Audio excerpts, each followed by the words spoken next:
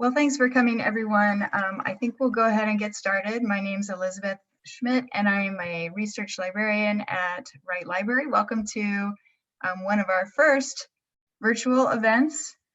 Thanks for coming.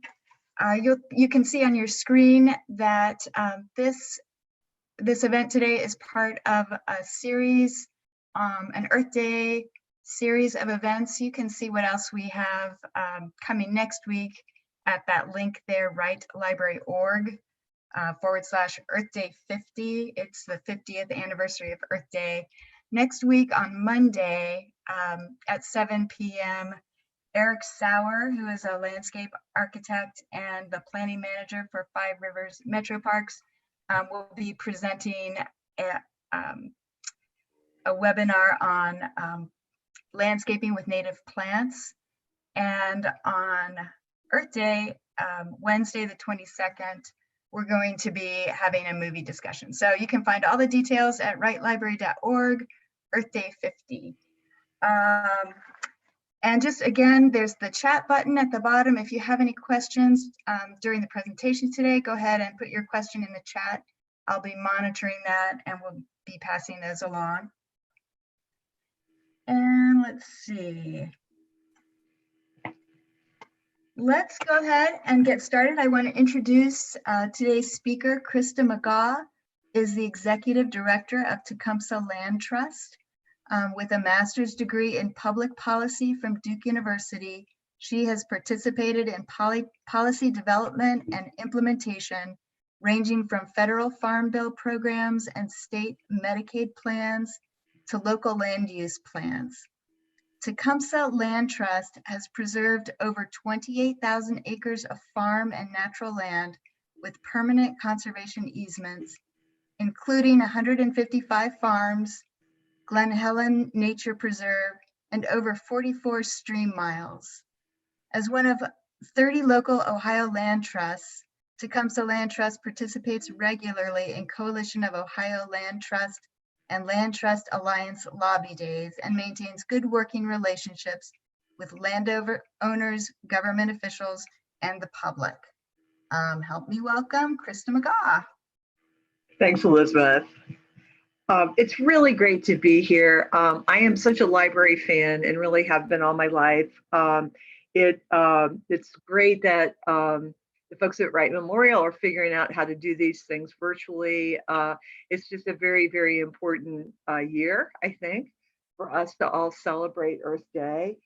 And it's a very interesting time in terms of what we're experiencing and what we're seeing in our relationship to the earth and to our global economy, as well as certainly our global resources, which clearly we share. We are a land trust that is 30 years old this year, Tecumseh Land Trust. I have worked kind of in government and also in nonprofits over the years, and I've always been especially interested in policy. I worked in human services for quite a while, and whenever I moved to Yellow Springs, ended up learning about the wonderful work of Tecumseh Land Trust and just kind of being at the right place at the right time to get involved in this area of work. I've enjoyed every day of it. I absolutely have. Next slide, please. Our mission is to protect local farmland, water, and natural areas forever.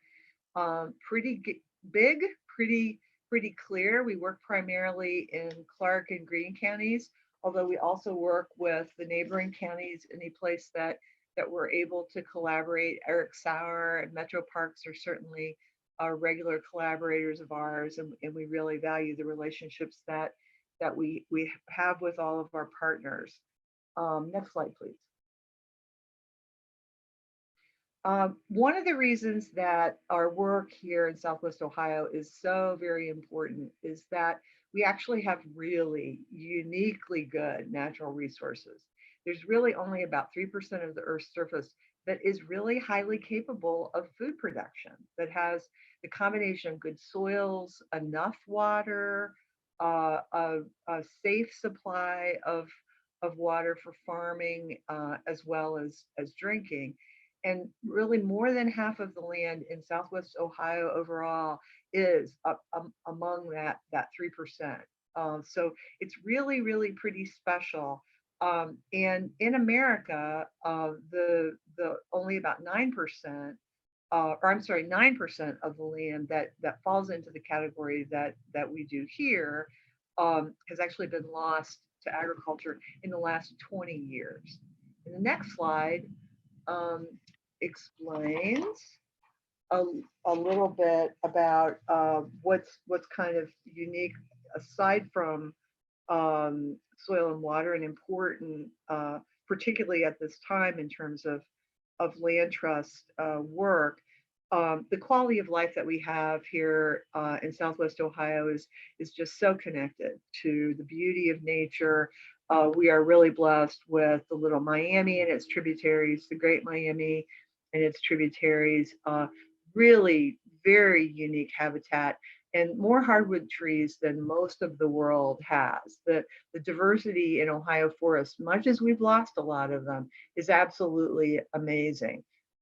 As climate changes, that diversity is more and more important, and the care of our soil and the attention to rebuilding organic matter in our soil is more important, just day by day.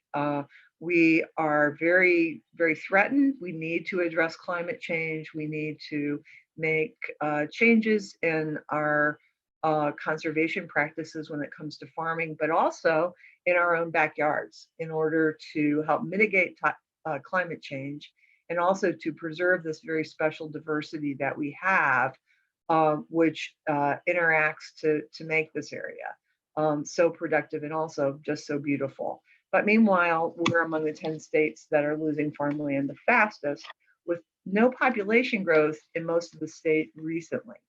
The next slide focuses on what our population growth has looked like in the Miami Valley region, decade by decade.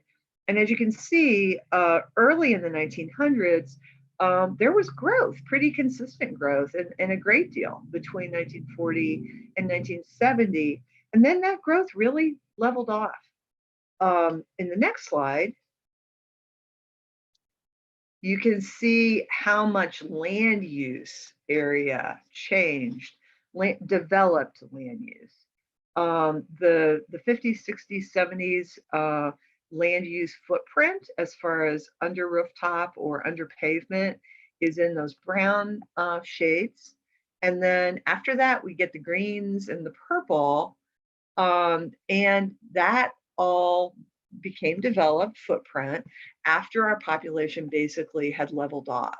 So it's almost tripled since our population stopped growing. And that impervious surface of roofs, of blacktop, absolutely make our rain events, which are bigger as a result of climate change, more dramatic and more damaging in terms of our homes, our infrastructure, and our farmland too. Next slide, please.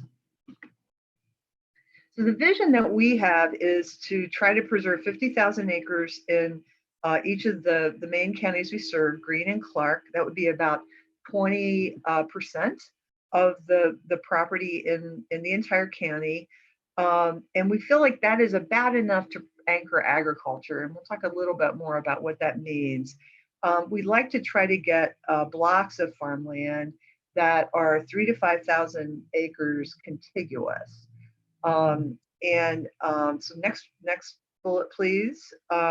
We also like to try to preserve water resources and natural and historic features within that farmland, and then that last couple bullets.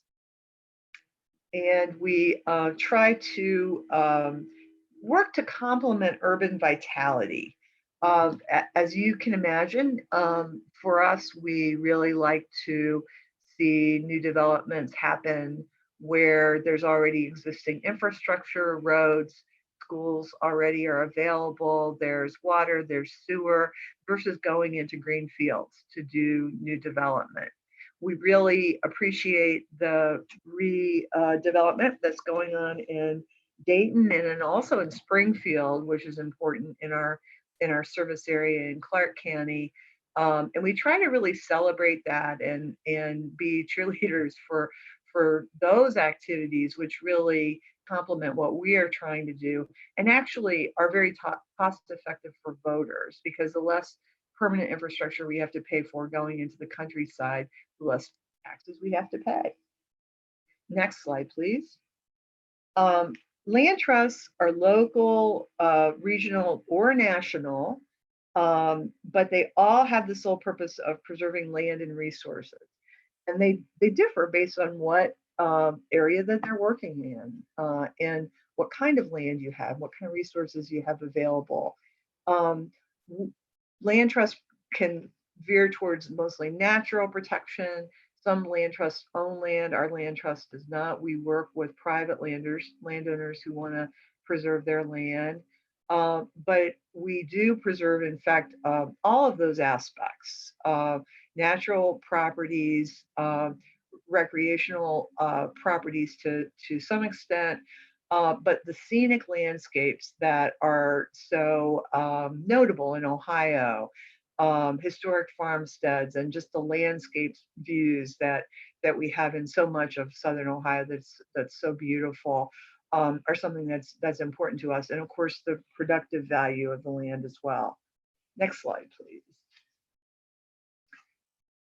There's over 1,400 land trusts in the United States. And thanks for the introduction, Elizabeth. About 30 of them are active in Ohio. We interact with national organizations like the Nature Conservancy, but we also do work an awful lot with local government and other conservation organizations and are able to complement what the government does. We don't really try to replace the role of government. It's very important to have good land use planning, and I'm a policy wonk. So that seems clear to me. It's not something everybody has a taste for necessarily, but Greene County, for example, is updating their land use plan right now.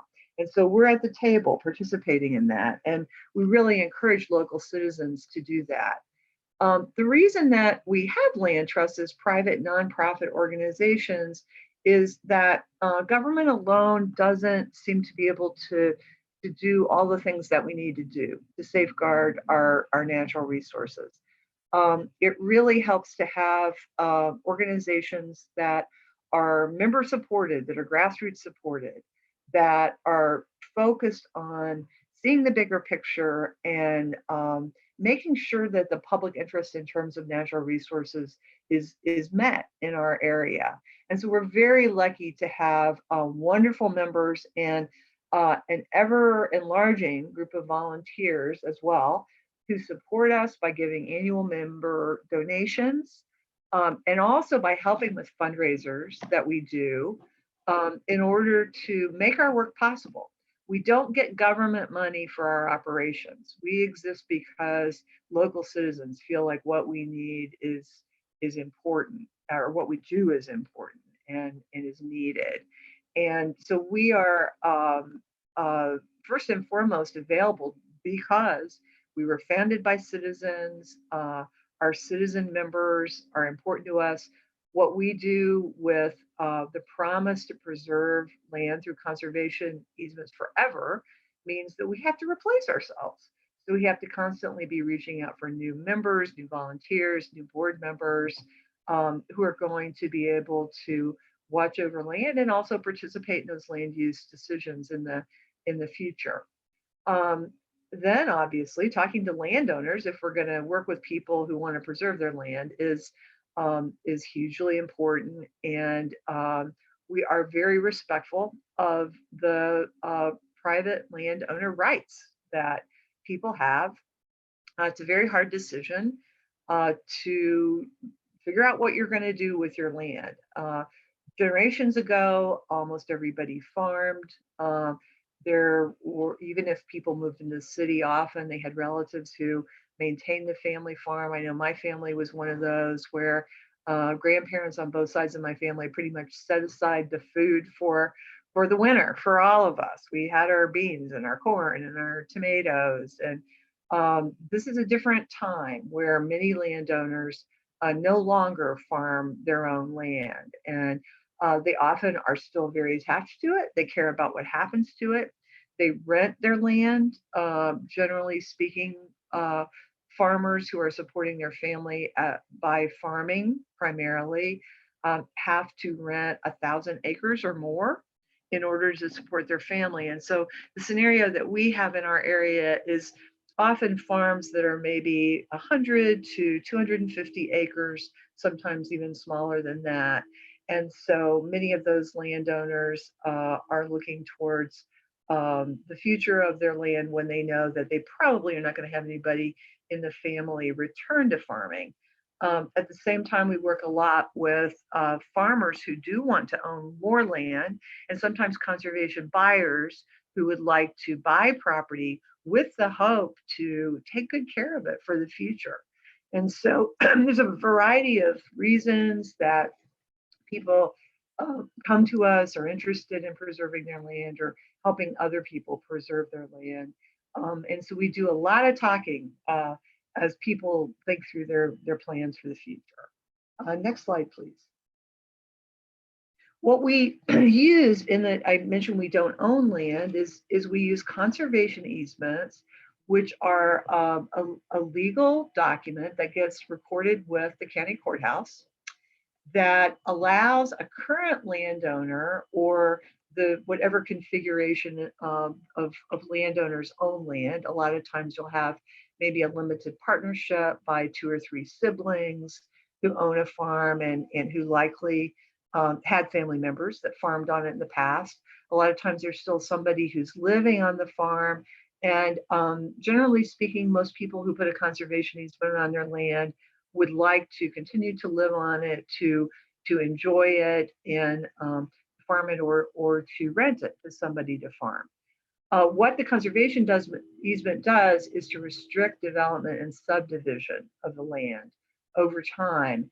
And it's pretty clear language. The document itself of a conservation easement is depending on whether it's funded and uses any government sources for funding of the easement itself. And I'll say a little bit more about how that works. The document itself is often only 3 pages. It's pretty basic. And generally it's clear that there's a limited times that the land can be divided up, a limited developed footprint that's allowed. The rule of thumb kind of is that if you're paving over more than 2% of the land or putting it under roof, that you're beginning to interfere with the way that the land absorbs water. And you're no longer getting the natural benefits of forest land or farmland when your pavement or your under roof space exceeds that much. The easement's attached to the deed, and so the land can be sold, it can be passed on in the family or sold out of the family. Farming, if farming is allowed in the easement, and that's true of most of the easements that we have, it can change. And it can, as we know, thinking about climate change, it probably is going to change as time goes on a little faster, even in the future. Next slide, please. So there's a value to a conservation easement. Anything that involves property has got an important economic component. Land is a big part of a family's wealth as well as heritage. And so the landowners that we work with have various motivations to preserve their land. Sometimes they're really interested in getting funding for it, but keeping it a farm at the same time. And so that's most often the case, whether our landowner is a farmer who's trying to obtain more farmland and get more families, more family members into their operation, or whether it's a family that doesn't farm, did in the past, or just someone who wants to live on a beautiful property. Oftentimes, getting some funding and being able to keep that land and continue to enjoy that land makes life better for the landowner. Our easement value can be appraised, and in some instances, we have people who are willing to donate the value of a conservation easement, and it's beneficial to them to um, get a tax deduction that is equal to the total value of their easement. And if they do take a tax deduction for a donated easement, or for even donating part of the value of the easement, they can use that deduction against their adjusted gross income for up to 16 years. So this is a policy innovation at the federal level that really was super important. It didn't last quite such a long period of time, up until just about 6 years ago, when they expanded from 6 years to 16 years. But that's very attractive to some people who are working, who have some income, and often for conservation buyers who might be in a position where they feel like they don't want to really, actually have to use any other government monies, but they might be in a position to use the tax break. A lot of times, though, our working farmers, the most landowners we work with who may realize that their family is going to sell their farm eventually, are looking to try to recoup some dollars as a result of the transaction. So the way that appraisers who are trained in this kind of specialty area go about doing their appraisal is that they have to get at least 3 comparable sales at the unrestricted end without an easement. And in our area, that would generally be around $8,000 an acre. Obviously, the further west we get towards state and there's more development pressure, and that value goes up. But that's kind of a ballpark for a lot of Greene and Clark County. Then they also have to look at least 3 comparable sales of land with an easement.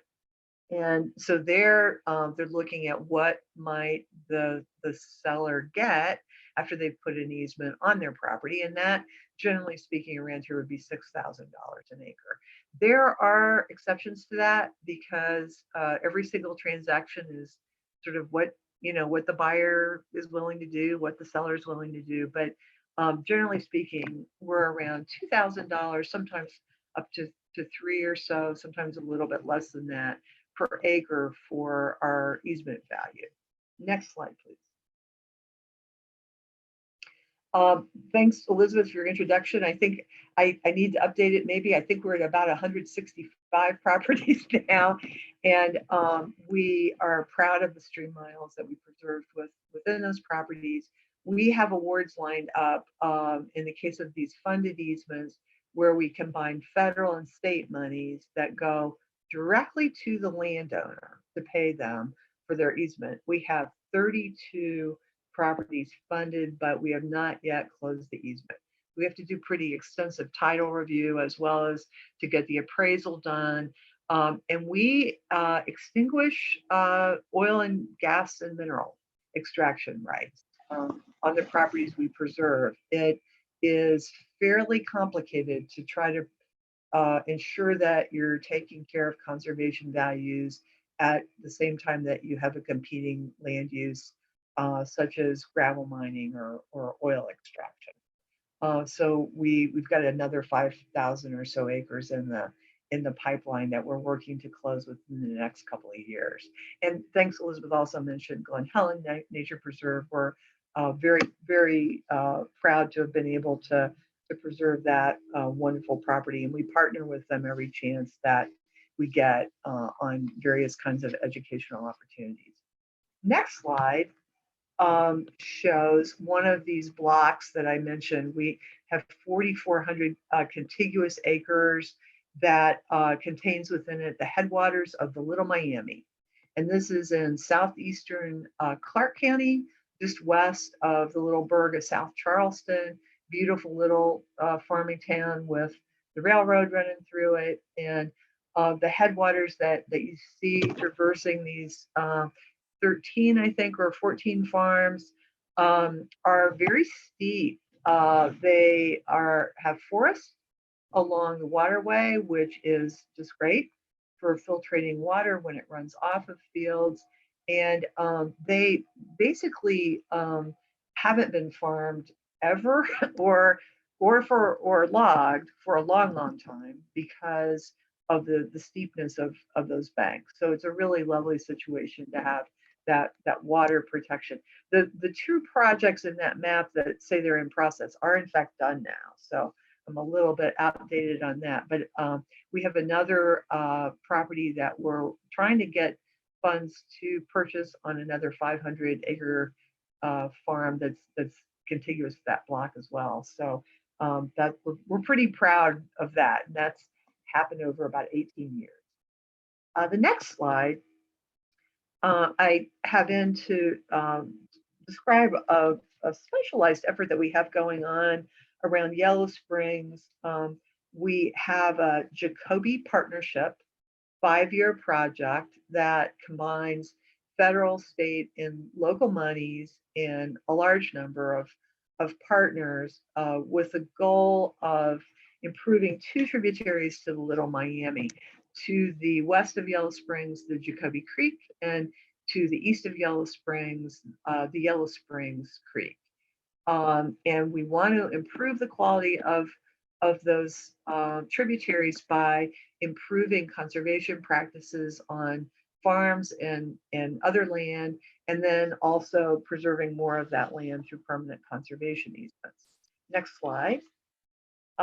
We do consultations with landowners with the help of the Soil and Water District on just what might they be able to do on their property. As I described, that often our landowners aren't actually farmers themselves. We found particularly in this partnership area, we have people who don't really know about farm bill programs or how to go about applying for them.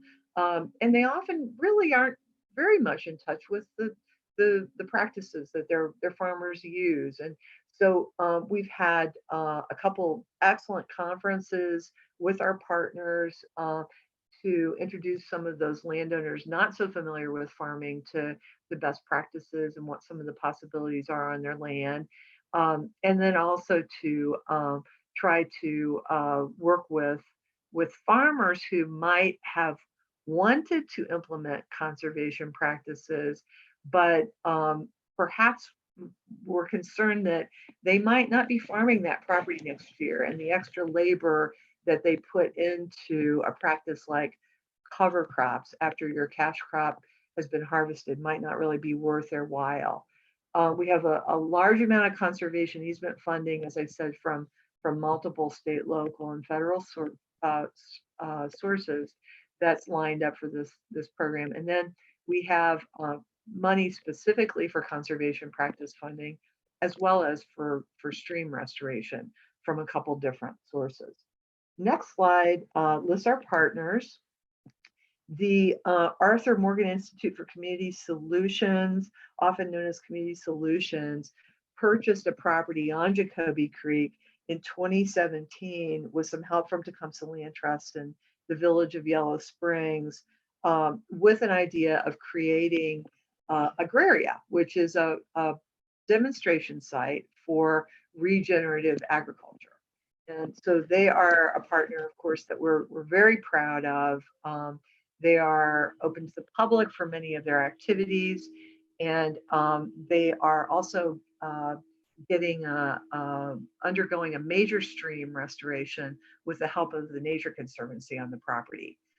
We have 2 easements on their property, one on farm areas and one on the stream side area that is undergoing restoration. And we really appreciate their willingness to be so open. They are zeroing in on educational programs for school-age kids and adults of all ages, and are offering awfully helpful experience to people who don't have a farm or a natural area to maintain, but want to get their hands dirty and find out more. The Natural Resource Conservation Service is the conservation branch of the U.S. Department of Agriculture. The Village of Yellow Springs has been a partner from day one for the Land Trust. They have a green space fund that they dedicate funding from for the purposes of the partnership. Xylem YSI makes water testing equipment.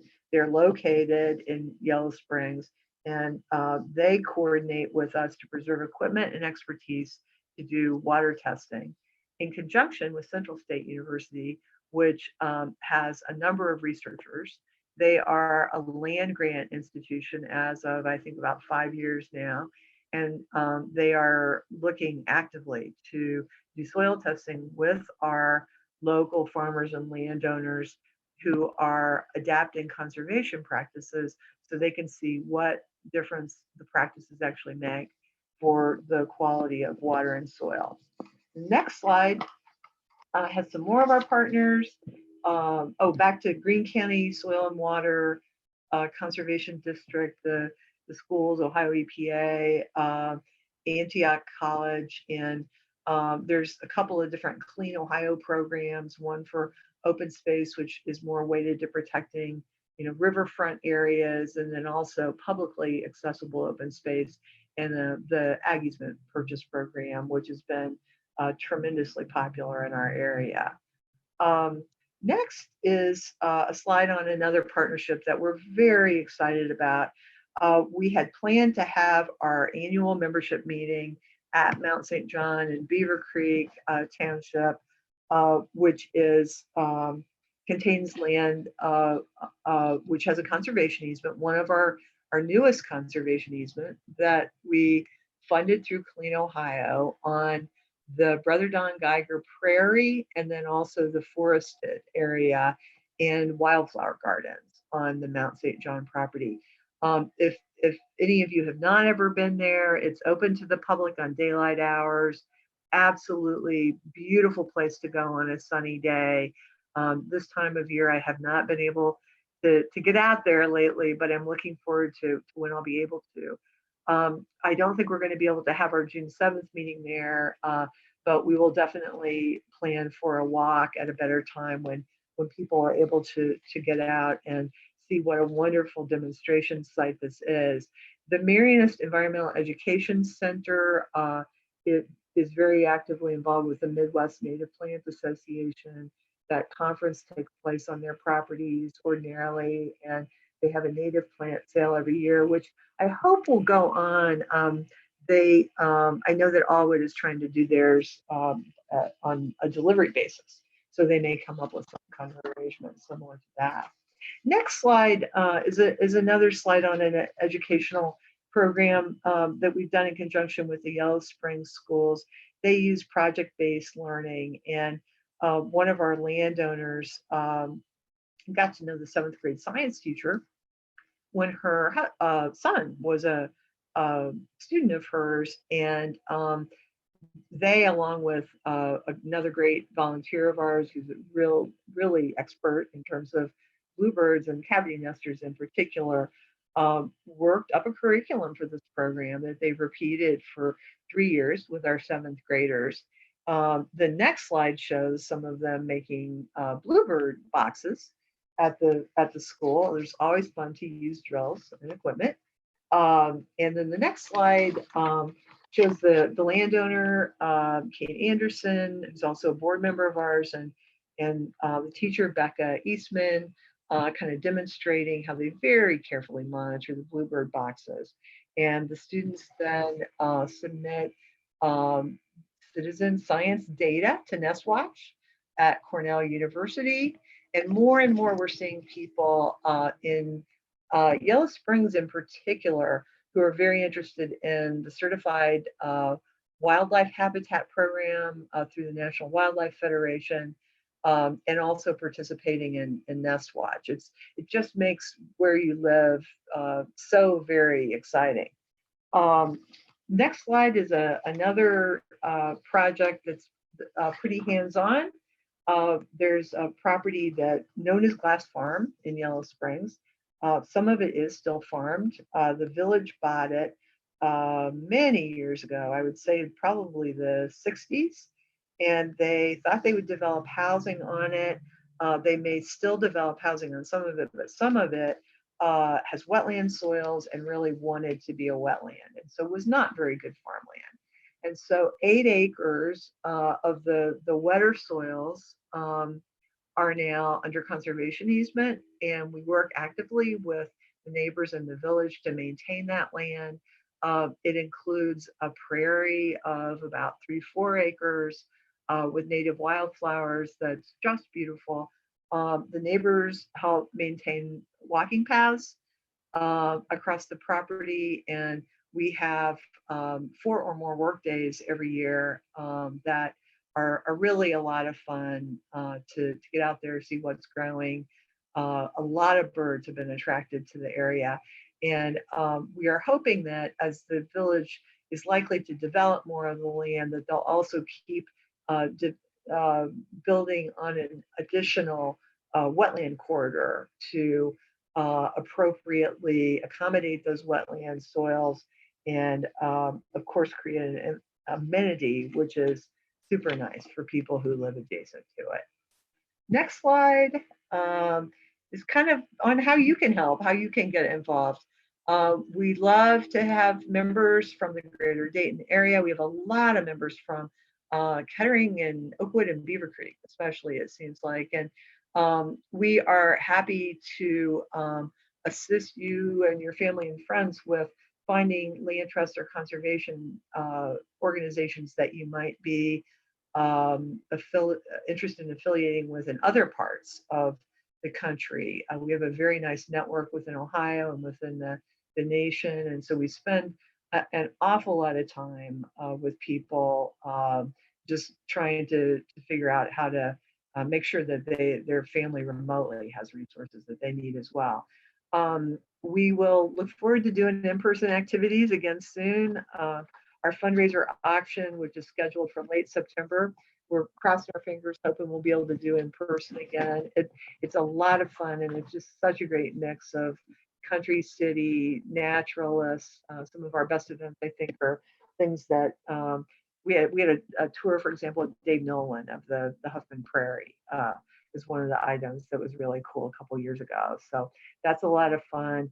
We are looking for volunteers all the time, helping us to shape up these activities, also to host house parties. That's one of the best ways that people can get to know what the land trust is and get active with us, but also get active with land use planning in their township. It's a very important thing, and it makes a real difference for everybody's quality of life now and in the future. Eating local is a really pretty important piece, and I want to emphasize that this Earth Day in particular.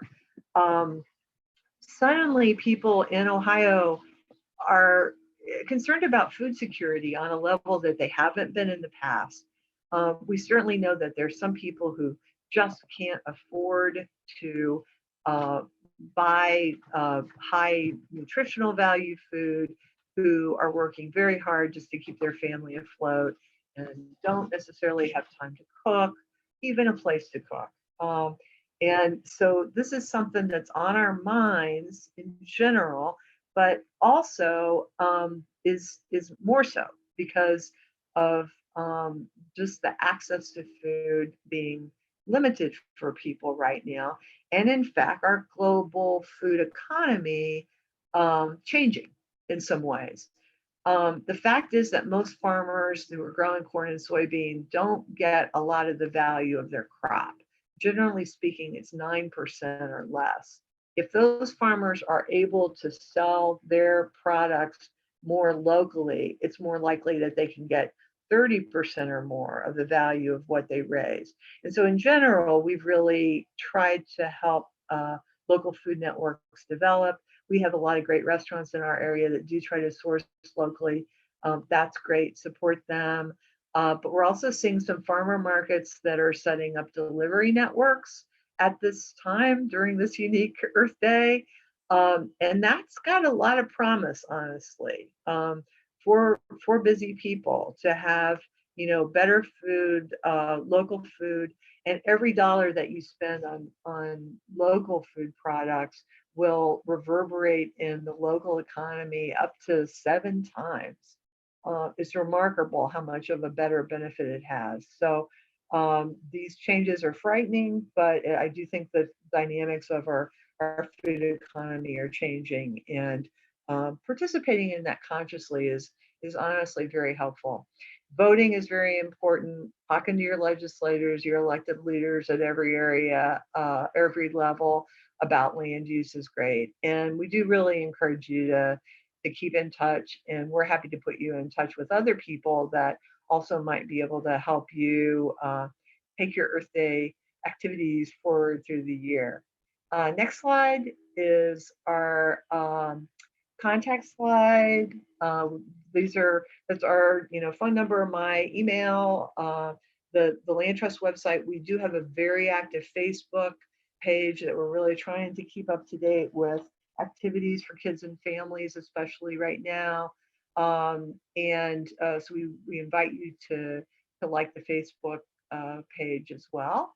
And our final slide is just one to remind us about what our purpose is with the work that we do. We are always thinking about the next generation. Everything that we do makes our lives better today. There's no doubt about that. I can't say how much I enjoy visiting properties and visiting with landowners, but we're also talking about the long haul here, and so it keeps us motivated. And that's the end of my presentation. Love to have questions. So if you want to type your questions into the chat box, we can read them from there. I have a question, Krista. What about people in surrounding counties, Montgomery, Butler, Preble, Dark, who are interested in this, but Tecumseh Land Trust doesn't serve those counties? Where do you kind of steer those people? There is a land trust that works with Preble and Butler called Three Valley Conservation Trust, and they're located in Oxford, and they work with several counties in that part of the state. Montgomery County doesn't really have a land trust per se. We have talked to some people about doing donated easements potentially in Montgomery County and also in Miami, and that may materialize at some point. We have not wanted to take on additional counties in terms of our funded easements, because when we do those purchased easements with government monies, we have to get resolutions of support from the township level, the county engineer, the county planner. There's really a lot of logistical work that makes that possible. And so we've been reluctant to take on extra counties. Now, Montgomery Soil and Water does apply for those purchased easements, so they play that role there. And I think Miami County may be getting involved, their Soil and Water District, and then Elizabeth Township up in Miami has really their own farmland preservation program. There's also another conservation organization, the Cardinal Conservancy, that's based in Milford, and they go up into Warren and Clinton counties. And so there's colleagues that are working in most of the state. The soil and water districts can do a lot of the things that a land trust does. They are a little bit subject to the whims of government funding, and their county and state funding comes and goes somewhat. Land trusts, as nonprofits, we raise our own money every year, basically from our members, but there is in a way a more steady presence to have that voluntary organization that's a complement to what the Soil and Water District can do. So we work pretty closely with the soil and water districts. I would also say that, Five Rivers Metro Park does a lot of the things that a land trust also might do. So they've done a lot of excellent acquisition of land and restoration.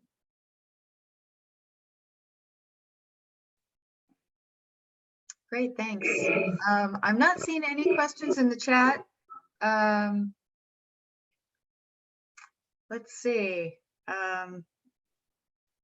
It sounds like it's a very long-term process to work with landowners to finalize things. Well, it's really interesting, Elizabeth. It's been we did a conservation easement with 4 sisters, 2 of whom lived in different states. They all had partners, and so a family situation that you would think might make it complicated for everybody to reach agreement. But their parents had passed away. They had a buyer lined up, and within a month, they decided to donate a conservation easement on their family farm in total agreement. It was really interesting. It just was something that I guess they had talked about. I think they'd gotten our newsletter for some period of time. Sometimes even a donated easement can take years and years. We have had 2 people who donated conservation easements after their death because they left instructions in their will for their executor to put the easement in place. And in both of those instances, the land was owned by women who were up in years, and they were beginning to get too detailed and have a very hard time making decisions about exactly what the easement should say, and in both cases, family members said, well, heck, you don't really have to make all those decisions. We'll do that work. And those worked out really well too. The purchased easements, generally speaking, we can apply for funding within a few months. There's kind of a funding cycle. If we hear from people in the fall, then we get the applications made in the spring. We gather all the paperwork, and then once we're awarded them, it can take between 1.5 years and 3 years to complete it. So there's various bureaucratic hangups in state and federal government. Honestly, things change with different administrations. They have different priorities. I feel like our state administration right now is really trying to speed things up. And the DeWine administration has been so much more favorable to water quality improvement programs than the Kasich administration was. And so that's been really nice. We'll see how all this unfolds as we head into our changing economy. But the current administration has been supportive of the programs we participate in and cognizant of their importance. Well, Krista, thank you so much. Is there anything else you want to add before we end things here? I guess just Happy Earth Day, everybody. If you've got a little garden, or you might want to get your hands dirty, there definitely those of you who are close to Mount St. John, they use lots of volunteers there. There's community garden operations going on. There's an awful lot of opportunities this spring, and I just feel like it's more important than ever for us to just have that therapeutic benefit of touching the earth, seeing the diversity that we have. We really are in a special place, and I know this is going to be an Earth Day I'll never forget. Okay, well, thanks everybody for coming, and thank you, Krista, for the presentation. Oh, you bet. It was fun. Yeah. Bye. Bye-bye.